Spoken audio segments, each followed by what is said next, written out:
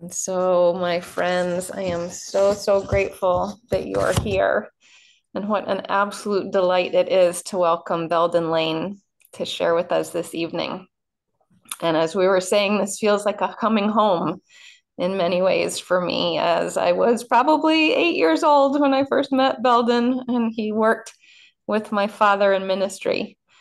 But Belden, you have so graciously let us all into your life through the treasures of writing that you have created. And you all who are here, you may have fallen in love with Belden yourself by reading Backpacking with the Saints, another favorite, or The Solace of Fierce Landscapes, as Larry was just mentioning, or Ravished by Beauty.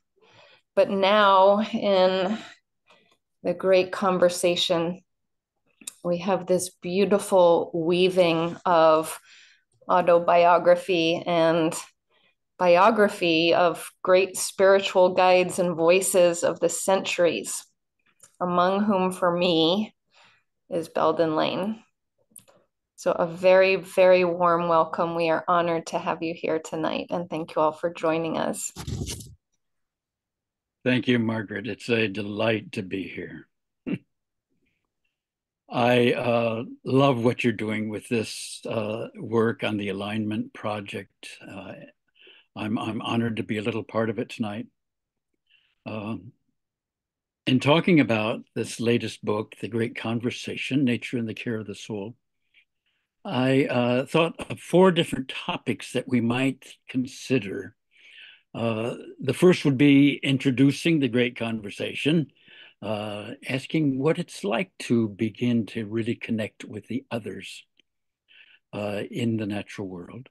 And then thinking about spirituality and its relation to geography, how our experience of the sacred is always grounded in place.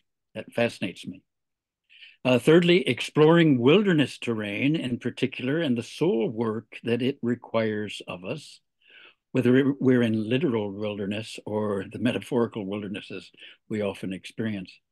And finally, finding a teacher, asking how we get started in the great conversation. So I thought I'd take 10 minutes or so in each case, to share thoughts out of my own work. And then Margaret will offer some prompts that I think you'll put in the chat box, Margaret, and invite people to share their own experience. And Margaret may field questions that you have as well. So we'll take about 5 minutes each time after each of my presentations, so that this will really be a time of sharing together. Anything else, Margaret, that we need before we begin? No, just I will put some prompts in the chat, and feel free, people, to engage in whatever way you feel comfortable in the chat. And as Belden said, we'll pause for some of those thoughts. So thank you, Belden. Mm-hmm. So introducing the great conversation. For 30 years, I've been falling in love with a 100-year-old male cottonwood tree. I call him grandfather. He lives in the park across the street from my house. For the last dozen years or so, he's taken me under his wing as an apprentice. I'm learning to listen, to pay attention more carefully, spending time with him every day, trying to imagine what it's like to communicate across species boundaries. I like to think that we offer praise together, given the psalmist saying that the trees clap their hands for joy. Grandfather and I are both learning that communication in the end is nothing more than learning to love, letting the soft animal of your body love what it loves, as Mary Oliver says. So, how do we connect? It happens at times when I'm companioning someone in spiritual direction, for example. If the weather's good, I love for us to sit together over at grandfather's feet. And I've noticed that when one of us humans say something deeply moving, cutting to the heart of the work at hand, grandfather will often join in. A wind suddenly shakes his leaves into thunderous applause, as if in response to the insight that came. And I know this sounds crazy, but I've seen it happen too many times to think it's a mere coincidence. Whimsically, I even wonder if trees on occasion may conjure up their own wind to emphasize what they're teaching. Thomas Berry said that we have dropped out of the great conversation. We've lost our ability to converse with the rest of the natural world. We're talking only to ourselves, he complained. We're not talking to the rivers. We aren't listening to the wind and stars. We've broken the great conversation. And that's a tremendous loss. We've sacrificed our creative imagination for the sake of a linear, rational, and predictable world that we think we can control. We end up spiritually dead to a world that is fully alive and wants to sing right along with us. So, what is it like to engage in the great conversation? What happens when you start talking to trees? I think a story out of the Jewish tradition says it best. Once upon a time, there was a Hasidic Rebbe whose young son began leaving the synagogue each morning during his daily prayers. He went to wander out into the woods. The boy loved being alone in the forest. Now, the father was concerned, not just because the boy neglected his prayers, but because the woods were wild and dangerous there in the Carpathian Mountains where they lived. So he asked his son one day, "Why do you go out there alone in the forest? I noticed you've been doing it a lot lately." And the boy replied, "I go into the woods to find God." "That's wonderful," said his dad. "I'm glad that you're searching for God. But you don't have to go anywhere special to find the Holy One, blessed be his name. God is the same everywhere." "Yes," the boy answered, "but I'm not. God may be the same everywhere, but I'm not." The boy knew there was something different about him when he was out in the wilds, out among the tall, dark trees. He was more receptive and open, more vulnerable out there. He knew the trees were able to take him outside of himself and into the presence of God. Now, in my work on spirituality and nature, I've been intrigued by how many people have encountered the holy through all kinds of experiences with the natural world. For instance, Teilhard de Chardin, playing in his backyard at the age of 7, digs up an old iron plow hitch, and he's stunned by the weight of it, the captivating thisness of matter. He revels in the fact that every created thing shimmers with the presence of God. A future paleontologist and theologian is suddenly born. Or think of C.S. Lewis and J.R.R. Tolkien strolling one evening under the trees along Addison's Walk in Oxford. They've been talking about the power of myth and story. Lewis is still a convinced agnostic, holding back from any personal commitment to faith. But suddenly a gust of wind brings falling leaves circling all around them. It's as if the earth itself were inviting Lewis to make the leap from a delight in myth to a trust in God. And he does it. And then there's Rachel Carson in the midst of her research on the disastrous effects of DDT, what she will result in her wonderful book, The Silent Spring. She's wading one night through the stunning bioluminescence of sparkling creatures in the surf near her summer home on the Maine coast. And she marvels at a firefly who's attracted to what appear to be other lightning bugs there in the water. But the firefly gets too close and is swept under by a wave, yet Rachel manages to save it. And in that moment, she knows there will be hope for a world full of mystery. Again and again, people are swept away as they submit themselves to the wonder of the natural world. So it's not at all accidental that saints and mystics in all the great faith traditions have been drawn to nature as a way of moving deeper into the spiritual life. I think of Hildegard of Bingen. She perceived what she called an unknown language, an unheard music coming from trees and shrubs around her monastery along the Rhine. She composed an alphabet for this forgotten language and was fascinated by the healing power of everything green.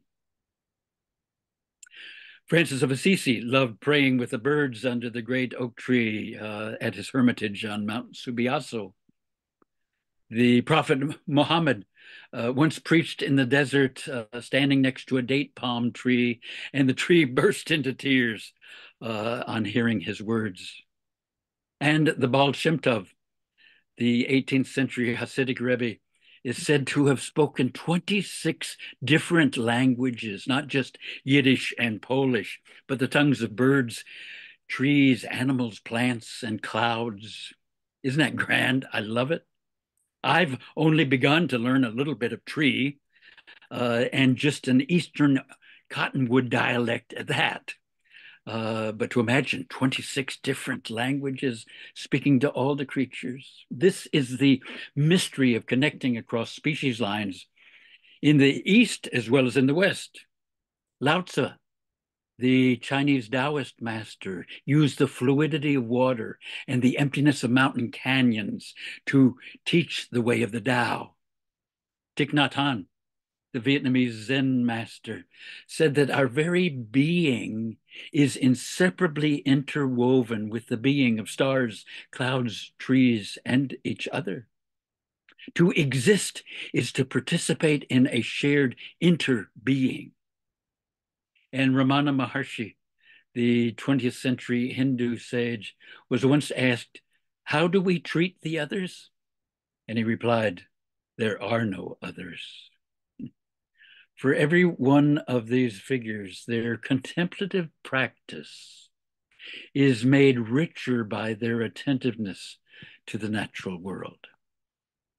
So I'm fascinated that every faith tradition looks to nature as a source of revelation, a primitive way of experiencing the sacred, and a vast community of which we are intimately a part. So I hope that's astonishing to you too.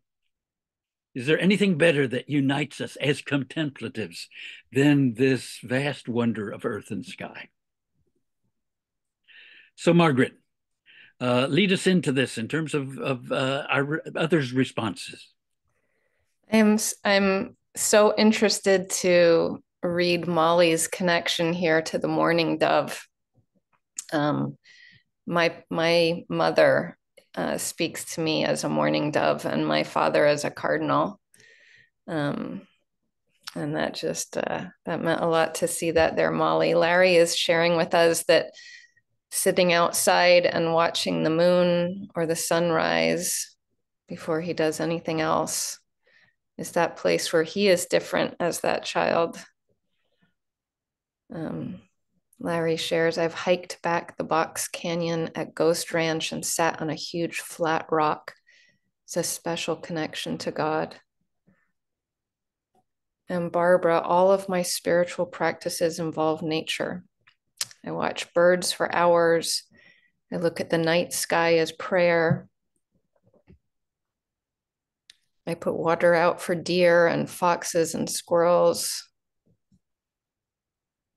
The edge of my yard where it meets the woods, and I greet them. I write poetry and praise and wonder at the natural world. Talking to, here Susie shares, I have a dear friend who speaks to me through butterflies. And Lori, I suddenly realized that every breath I take must come from a place of deep spirit as I feel the nature around me almost every minute of every day. Even when bird watching out my windows or watching the trees dance in the wind or the huge beech tree from the dentist chair. How blessed to feel nature deep within. I just wanted to go back to Molly's One of my teachers is the mourning dove. Since my childhood, its song has represented safety and love. I always associated it with visiting my grandparents, as there were doves who lived in a tree outside of the bedroom where I slept in their home. The dove's song continues to be a grounding and comforting force for me. Molly, that is my story.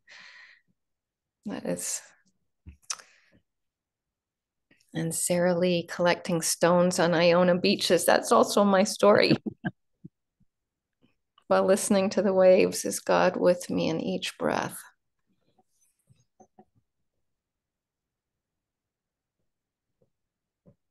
And friends, if anyone would like to unmute at this point and add anything to what you've said or comment or ask a question, please do.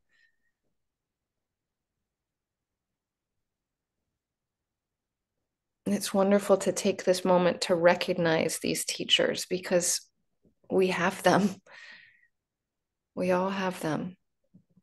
And this beautiful wealth of traditions that you're sharing.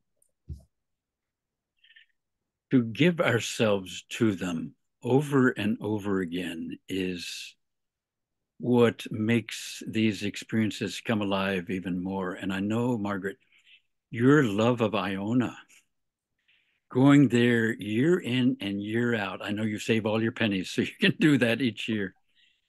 I've been there 3 or 4 times myself, and every time it has been just an astounding presence or collection of presences that blow the mind and heart away. Yeah. And Belden and I were just commenting before you all came on about what I surround myself with in my home. He was noticing that I put the fire on and I have the stone in my wall and I surround myself with the house plants that Caitlin Curtis reminded us on Sunday to speak to lovingly as they share this space with us. But I try to bring those elements into my space. That's really important to me too. So Belden, why don't you move on to our geography? Okay, yeah, the topic of spirituality and geography. Uh, how I've been intrigued that all spiritual experience is grounded in place. Years ago, I was fascinated. Preoccupation with place has intrigued me for many years. What I learned very early is that spirituality and geography can't be separated. The place where we experience God helps to occasion and shape the experience itself. So that encounters of the holy almost invariably are earth rooted. We remember the place, the physical context where we experienced something of God, of the holy. Saul never forgets that place on the Damascus road where his life was changed and he became Paul the Apostle. Thomas Merton rediscovers the meaning of his monastic vocation on the corner of 4th and Walnut in downtown Louisville. And Martin Luther encounters the truth of justification by faith when he's on the toilet in Wittenberg Monastery. Think of our own experience, for that matter, of being spellbound, maybe, by watching our 3-year-old daughter talking to a butterfly in the backyard, or being enthralled by the sun rising over Yosemite Valley when we might have been up all night waiting for it, or sitting alone in Chartres Cathedral in utter silence. In each case, the place anchors the experience. Ortega y Gasset, the Spanish philosopher, once said, "Tell me the place where you live and I'll tell you who you are." I think he could also have said, "Tell me the place to which you are drawn and I'll tell you who you are becoming." It's curious that when people find themselves at a turning point in their lives, they're sometimes prompted to make a pilgrimage to another place that symbolizes their transition into a new way of being. They have to walk it out, as it were, taking on the ancient spiritual practice of traveling to a sacred place that connects them with the holy. It's always a movement into vulnerability. They know it'll cost them something. They may not come back as the same person that they were when they began. Exposing themselves to a new and unfamiliar landscape out there opens them up to a new landscape in here. A change of place can do that for us. Think about it. Every year, some 200 million travelers from different faith traditions will visit pilgrimage sites around the globe. Christians go to the Church of the Holy Sepulchre in Jerusalem. Jews make their way to the Western Wall of the temple nearby. Muslims travel to Mecca, celebrating events in the life of Abraham and Muhammad. Buddhists go to Bodh Gaya in India, where the Buddha sat for 49 days under a fig tree, waiting for enlightenment. Australian Aborigines are drawn to Uluru, that great red rock in the center of the Australian desert. In each case, the new place invites entry into a new life. In this coming year, an estimated 200,000 pilgrims, not all of them religious at all, will make their way walking the Camino de Santiago in northern Spain, the Way of St. James, a 500-mile route. It's on my bucket list. I don't know if I'll make it yet, but I would love to walk even part of the Camino. Many of us are prompted to walk it out at times of transition in our lives. Now, what's even more intriguing for me is that you find the same impulse to go on pilgrimage in the natural world as well, among birds, animals, even insects. What is this impulse to pilgrimage and migration that's somehow written into our common DNA? Many species make annual migrations, long journeys to nest and bear young, and sometimes it seems just for the sheer delight in the journey. Every spring, 500,000 sandhill cranes will fly 10,000 miles from Mexico to Alaska and the Yukon. There, they will lay eggs, raise their chicks, and fly all the way back home again in the fall. Meanwhile, almost 2 million wildebeests will be trekking 1,800 miles from the Serengeti Desert in Tanzania to Kenya and back. Untold millions of monarch butterflies migrate a couple thousand miles every year between Mexico and Canada. And the generation that goes one way isn't the same generation that returns. Yet somehow they find their way back to the same place each year. Finally, Arctic terns set the record for the longest migration of any bird or animal in the world. They fly from one pole to the other, between Greenland in the north and Antarctica in the south, and back, covering 40,000 miles every year. What is this pilgrimage, this impulse to pilgrimage, this restless energy that drives the wandering spirit?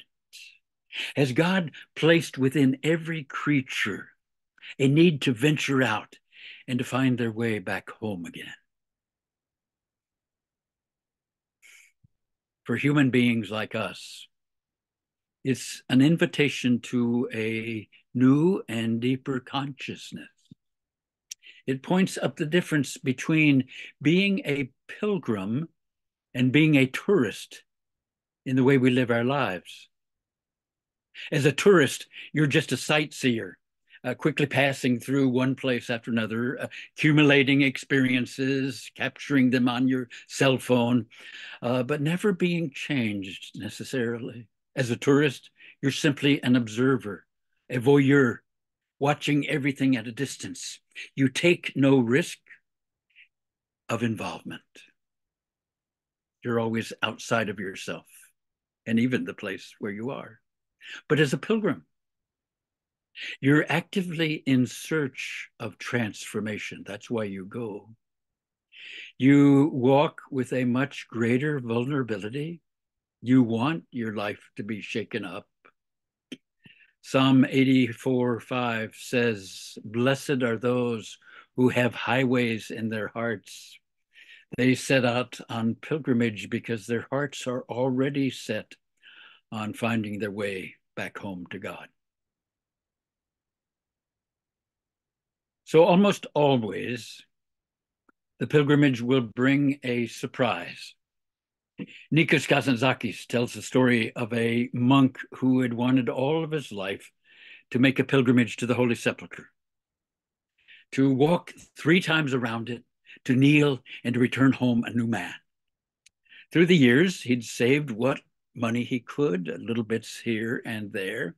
And finally, near the end of his life, he had enough to set out to begin his trip. He opened the gates of the monastery and started out for Jerusalem. But no sooner had he left the cloister than he encountered a man in rags, bent to the ground on the side of the road, picking roots and herbs. "Where are you going, Father?" asked the man. "Ah, to the Holy Sepulchre, brother. By God's grace, I'll walk around it 3 times. I'll kneel and I'll return home a new man." "Ah, bless you. I hope you have enough provisions for your trip." "Thank God," said the monk. I've saved up 30 pounds. God has been good." "God is good indeed," answered the poor man. "But Father, let me ask you a question.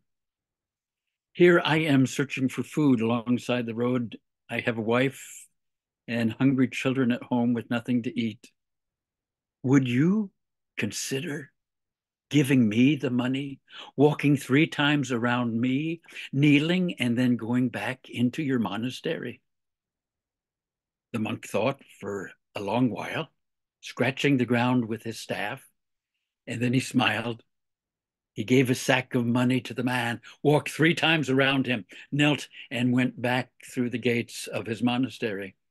He returned home, a new man, of course, having recognized the beggar as Christ himself, not far away in some glorious place in Jerusalem, but right outside his monastery gate.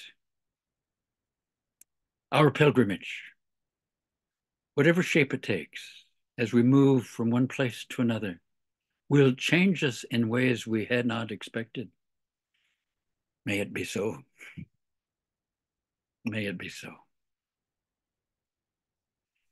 So, how does this resonate with everyone?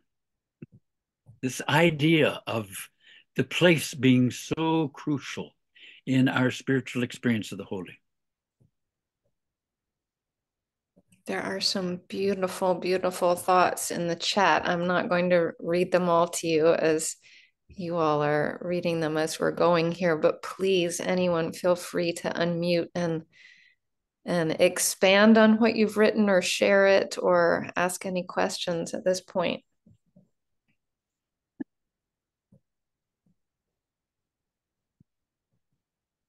I'm holding this and the as you're speaking because it opens up to this page that I just feel so pulled to when you say pilgrimage is a spiritual as well as a biological impulse cutting across species, a cosmic mystery.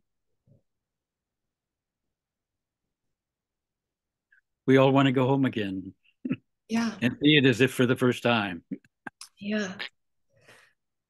And I think that's what has been so deeply a part of my experience going to Iona with first my parents and my brother, and then with my children. And then this summer was actually the first time I ever went there by myself. And I don't like traveling. I really don't.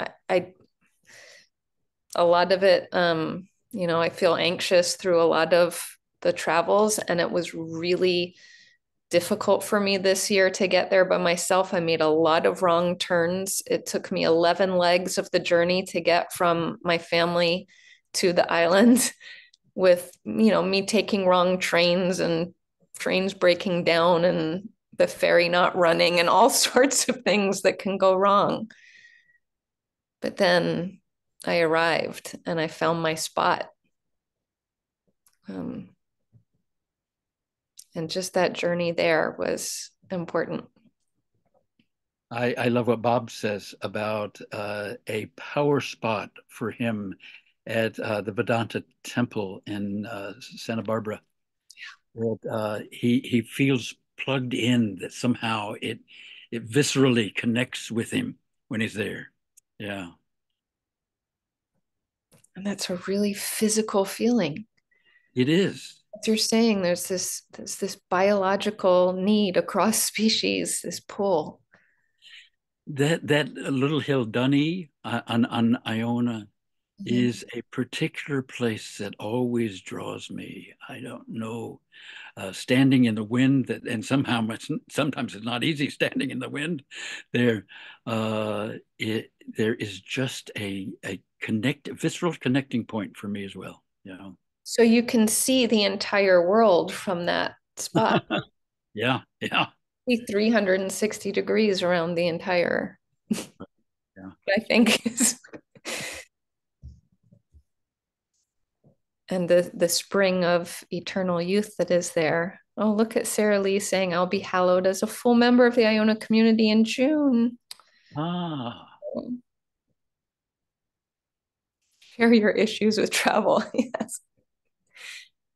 So, pilgrim, you speak of all of your backpacking, your hikes all over the place, and of similar experiences of it very often being physically dangerous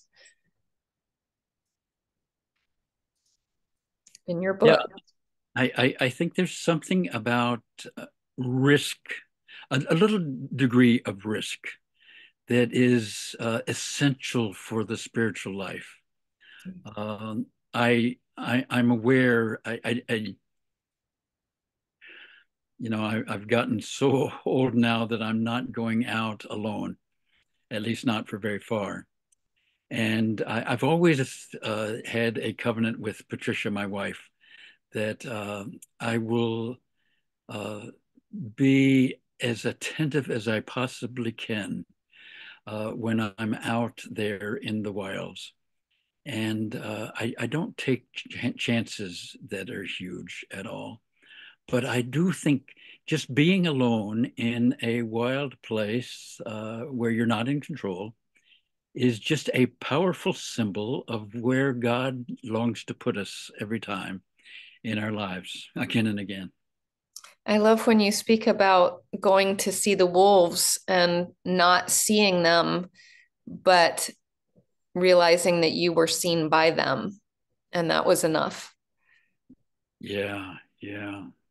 That was an extraordinary experience. I think of Peter Matheson and his book, where he goes to study Himalayan blue sheep uh, in the Himalayas, but he's really hoping to find the snow leopard. It's very rare for people to see them in the wild. And he ends up not seeing the snow leopard at all. And as a Zen Buddhist, that's even better yet from his perspective. But that idea, and I've had the experience a couple of times of being, especially alone at night, and knowing that I'm not seeing anything, but that I'm being watched. I'm being seen by something more than human. And it's an uncanny and amazing, wonderful experience. Mm. Take us now into the wilderness. Yeah, yeah. The wild places in our lives where we get disrupted in terms of metaphorical wilderness, as well as actual wilderness places. These these locales require a particular kind of soul work of us, a digging deeper. Thinking of the places in my life that have been most captivating. Over the last 40 years or so, I turned 80 this year. I can't believe that. But I've been drawn to wilderness terrain, to places where I'm not in control. Part of it is that I need a God of wild grandeur, breaking into the routine of my world, seen best of all in the wild places. Uh, and so wilderness backpacking has, as a spiritual practice, has been a way of my reaching out to let that happen in a symbolic and in real way from time to time. When I find myself out there on the edge, in a place where I'm undone, where things break down, when I'm lost on the trail, I don't remember where I saw the last trail marker. When wind is so fierce it threatens to blow the tent down, where lightning strikes far too close, that's where my defenses are shot, and I can't imagine being loved enough to get through it all. And yet it's there again and again in the broken place and time where I discover that what I fear most and long for most are both within me. They're already there. That God is there where I least expect it. The problem, of course, is that I'm only able to grasp this by hindsight. I can look back on many times of chaos in my life when God broke through with an assurance of my being loved. But the rub is that every time a new chaotic wilderness is threatening, I got to learn it all over again. So that's why exposing myself to relatively little experiences of wilderness when I'm out backpacking in the Ozarks, say, helps to sharpen my confidence that I'll be able to make it through the big wildernesses that may come when I'm back home again. Giving myself to literal wild places in a measured way from time to time is what prompts me to do the soul work that's necessary in my life. It has a way of grounding me, for example, of getting me out of my head. I'm a retired university professor, but it's been years now, even before retirement, that I've been calling myself a scholar in recovery. The academy can do a job on your spiritual life, reducing mystery to intellectual problems. That's what happens so often in a academic setting. So backcountry terrain has served as a crucial part of my 12-step program, if you will.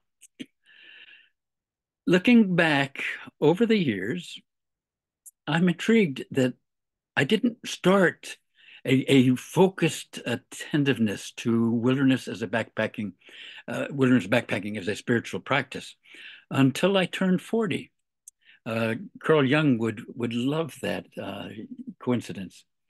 By the age of 40, I'd been teaching with the Jesuits here at St. Louis University for 5 years, beginning to feel settled, having gotten tenured. I'd more or less completed the work of the first half of life, establishing a career, securing a sense of identity, knowing who I was. I'd been launched on a path of ascent, of going up. Carl Jung says the first half of your life is about building a tower, asserting yourself, making your way in the outside world. Now, earlier in my life, I loved wilderness as well, but my youthful experiences were all about an effort to prove myself, to see how high I could climb, how far I could walk. That's what you do when you're young, of course. But in the second half of life, I started going into wilderness to be undone, to be reminded how little I am. I love it that Carl Jung says you jump off the tower in your second half of life. You begin a path of descent, of going down, questioning what you've become and what really matters, apart from building a reputation, publishing more books, making the university look good. you start to explore the interior wilderness of your life, the world of the unconscious. And for me, going into the exterior wilderness was a perfect place for getting in touch with that inner life. That's how John Muir discovered that going out was really a way of going in.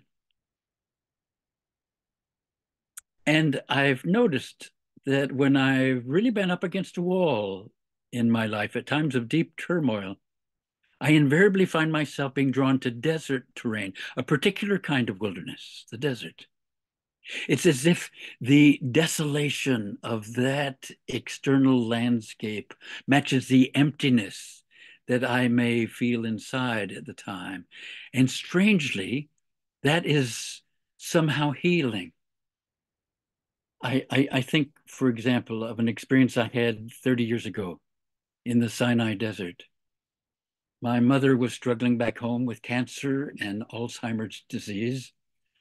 I was in Egypt and Israel doing research for a book called The Solace of Fierce Landscapes. But I was falling apart inside. I was a long way from home, an only child with a last parent dying, going through a midlife crisis at the time in a strange land with languages I did not understand. I was on a trek at the time being led by Bedouins with camels. We were about 10 miles from Mount Sinai itself. And one morning I set out early from where we had camped to climb a outcropping of rock nearby. And reaching the top, moving to the far side of a boulder there, away from the wind, I was suddenly overwhelmed by a silence that I had never heard before. It went right through me, cutting through all the anxious noise inside me at the time. Elijah had called it the Kol Damama Deka, the voice, the sound of sheer silence in Hebrew. That's what Elijah heard outside his cave on Mount Horeb when he had fled from Jezebel in fear. And right there, for me, in that still moment in the Sinai desert, I knew once again that I was loved, that all would be well, that my inner desert found resonance with the stillness of that outer terrain that returned me to myself, to what was deepest inside. There are times in your grief or loss or despair when you need to be undone by something greater than yourself. And wilderness will do that. The external desert has a way of echoing the dry terrain within. And subsequently, walls can be broken down, making you open at last again to love. I'm intrigued by this connection between wilderness and healing. And I wonder if it's something like homeopathic medicine. You know, the idea that like cures like, finding a cure in what echoes the symptoms of the disease. For example, a traditional cure for treating a runny nose and eyes used to involve eating onions or putting a hot onion poultice on your chest, as if reproducing the symptoms would trigger the body's natural defenses. Similarly, I think when you feel empty, barren, bereft, it may be strangely healing to look for a landscape that mirrors that same emptiness. Andrew Harvey, writing from the rugged Himalayan peaks of Ladakh, once said, "We are saved in the end by the things that ignore us. We are saved in the end by the things that ignore us." Is it the case that we can only be loved when we're taken completely outside of ourselves and all of our anxious concerns, so that all of those things are ignored and what really matters most can be loved? So I think it's really important for us to know the place that feeds us, where we go to find the comfort or the challenge that we may require at a given time. If you're needing consolation in your life, for example, maybe you naturally seek out a quiet lake or a clearing in the woods, like Hildegard of Bingen among the trees overlooking the Rhine there in southern Germany. She loved it. Or if you're in desolation, maybe you're drawn to a rugged terrain that matches your inner landscape. That's why Francis of Assisi, near the end of his life, went to the wild and rocky slopes of Mount Alverna, north of Assisi, to receive the stigmata in his body. The spirit, when we're soaring, exults in the beauty of high meadows. The soul, when we're crashing, craves the emptiness of dark canyons. What are the places that you need for the spiritual growth you may require? Barbara Brown Taylor says in her lovely little book, Learning to Walk in the Dark, we go to counselors when we want help getting out of caves. We go to spiritual directors when we are ready to be led further in. The dark place is what calls us from time to time, but we resist it, of course, not wanting to venture into the dark cave. And yet I think that that's where we all are right now, globally, as well as individually. We're in a very hard place looking into the dark, facing a wilderness. We're threatened by wars exploding into wider wars, threatened by ecological catastrophe, by the widening distance between rich and poor, by a growing sense of apocalyptic fear. It's all too much for us. But the invitation, this may be the most important thing I have to say tonight.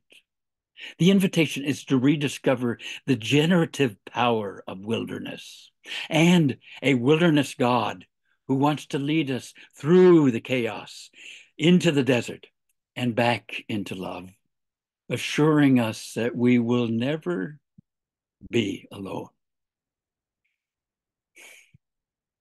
So that's what I like to think, that the wilderness, as often as I may be fearful of it, uh, what it invites me to again and again. Thank you. So beautiful. Look at these wonderful offerings from the people who are here in the chat. Thank you all for engaging in this. I'm wondering if you could speak to, you obviously have had amazing travels and amazing opportunities to get into these spaces and to find the spaces that matched the interior to the exterior, the internal to the external. To people who feel trapped or feel that they can't get to those spaces in the world for whatever reasons, physical limitations or financial limitations, or just even simply now as the cold weather is upon us and those of us who like to be outside as much or not outside as much. Can you speak to that a little bit about getting to those spaces sometimes that we need so badly? Yeah, in the next segment, I want to talk more about that wilderness and the wonder of the natural world is never far from us. It's right in our backyards, Well, for that example.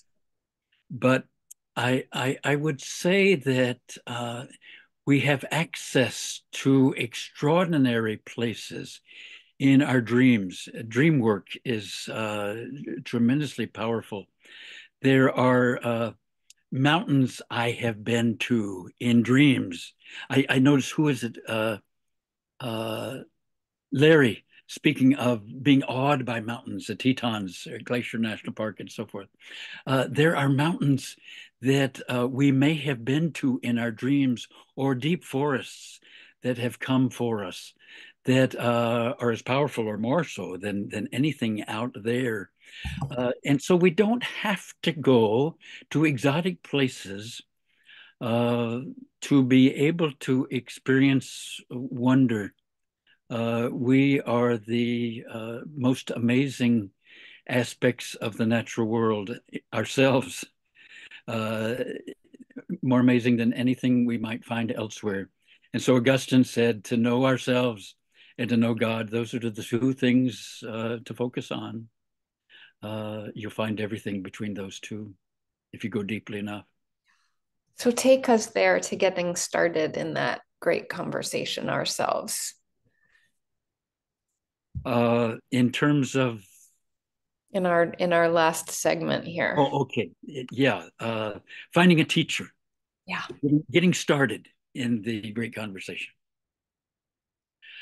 Uh, I want to emphasize, first of all, that while this does require you're getting out there, spending more time, especially alone in the natural world, it doesn't require you're traveling to some far off exotic locale or plunging into wilderness with all kinds of equipment that you've had to buy at REI.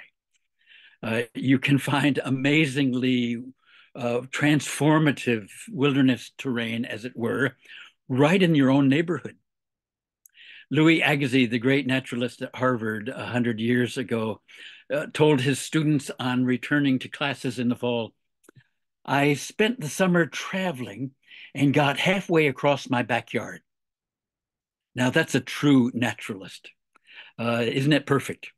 It's all about paying attention to how God wants to touch us wherever we are in the most ordinary terrain that we've ignored far too long.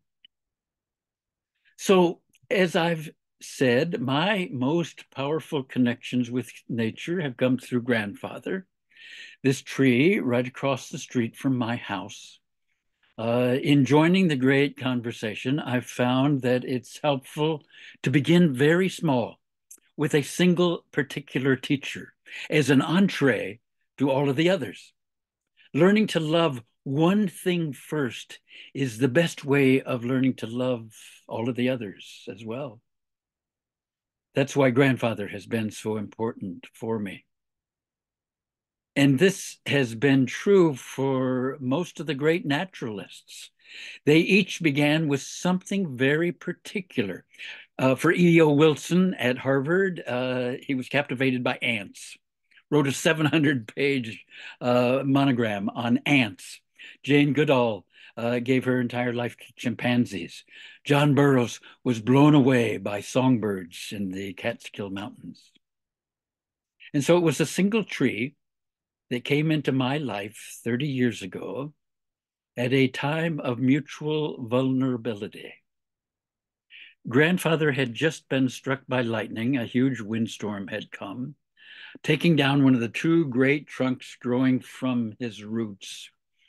And I was dealing at the time with my mother's death to cancer and Alzheimer's disease. It was a common hurt that drew us to each other. I think that's tremendously important, that we are drawn to the others, especially at this time in our common life together on the earth, by a common suffering, a common hurt.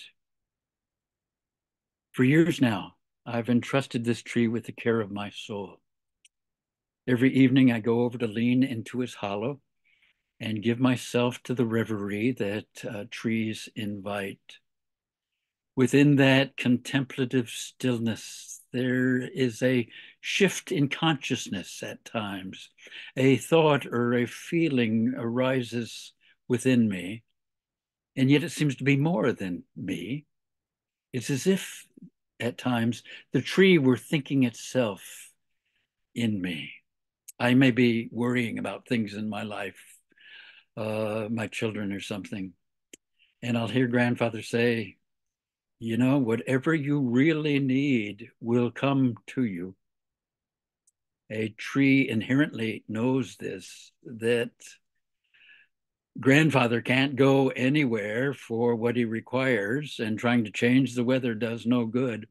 So he simply has to wait and to trust that what he really needs will come to him. And that's often how he teaches me.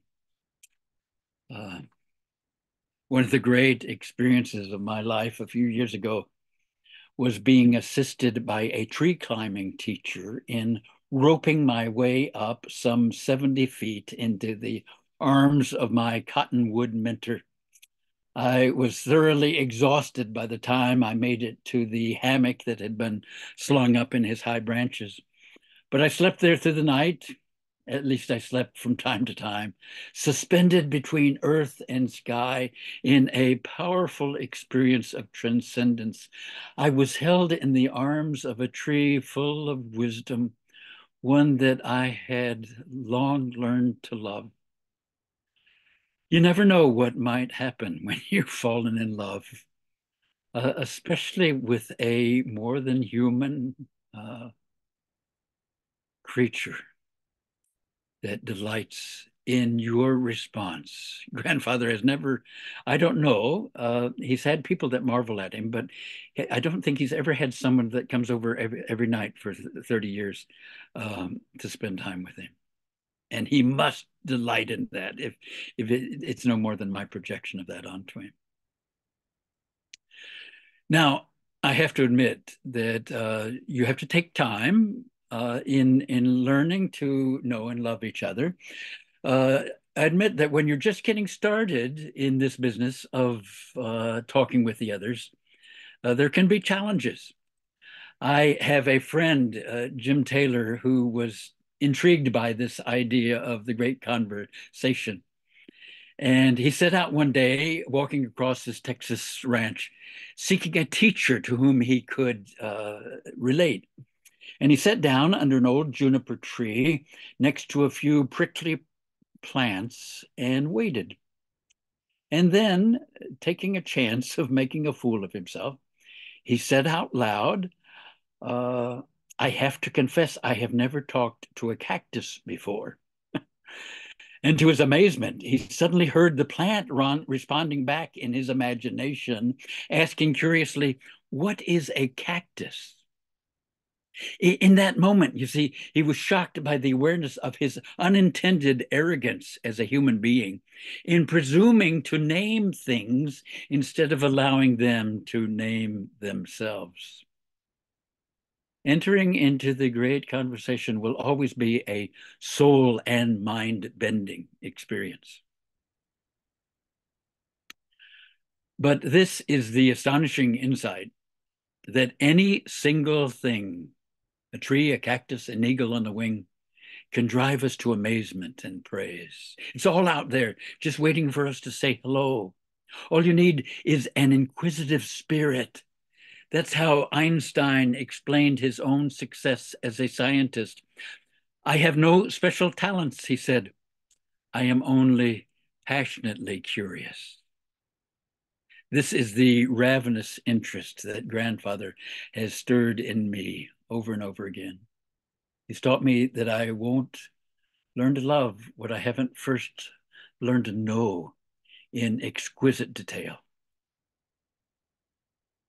So I might close with one last insight. The mystery that teachers like this, teachers in the natural world, can also function as a creative muse, inviting artists, composers, even scientists to create astonishing things together.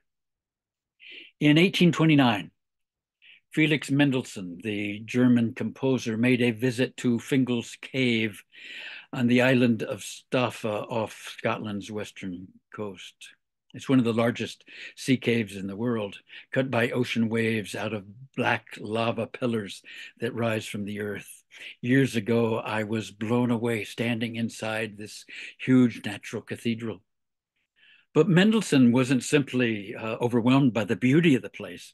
He actually heard it singing to him.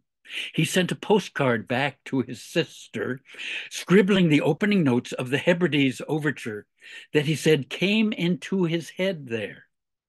This same cave, by the way, inspired some of J.M.W. Turner's best impressionist paintings.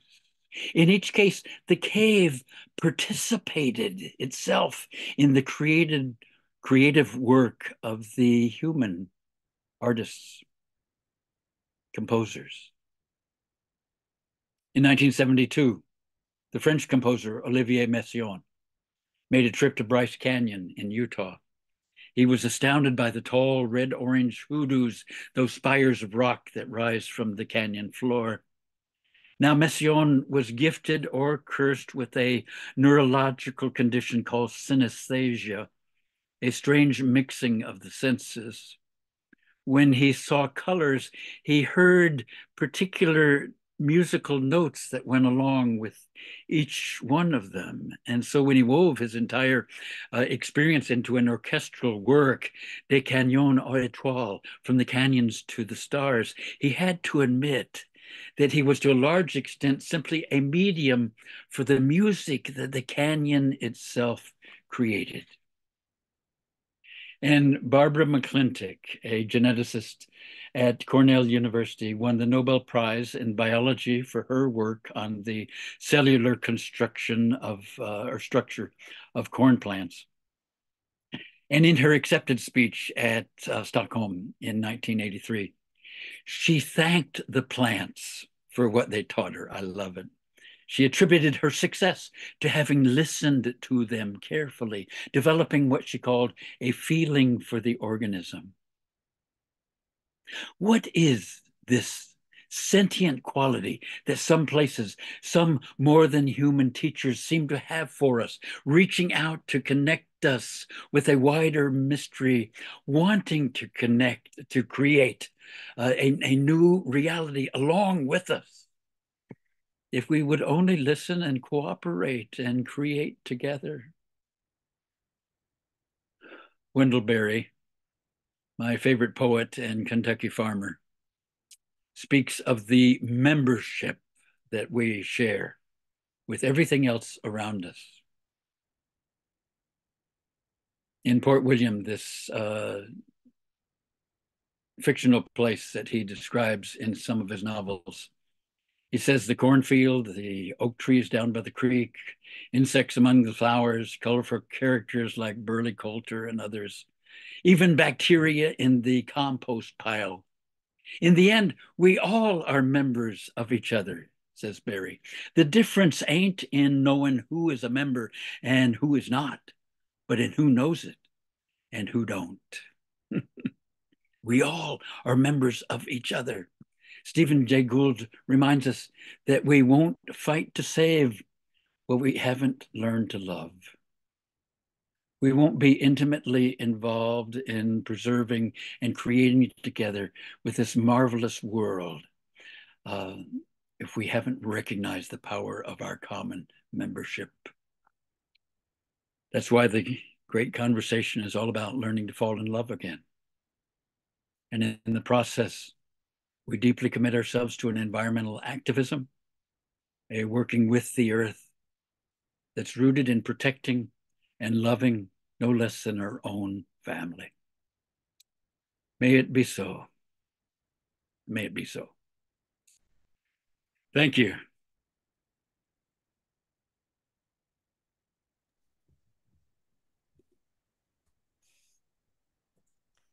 So deeply grateful. So deeply, deeply grateful for you sharing this with us. And my friends, thank you for the beauty that you have added to this conversation. In the chat as we've gone along, I'm going to invite anyone who would like to stay and speak with Belden for a few minutes. If you can stay on with us, I'm going to turn off the recording.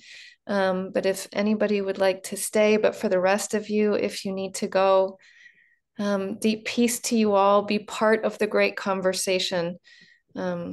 Grateful for you and grateful for you, Belden, being here. Thank you. Thank you, my friends.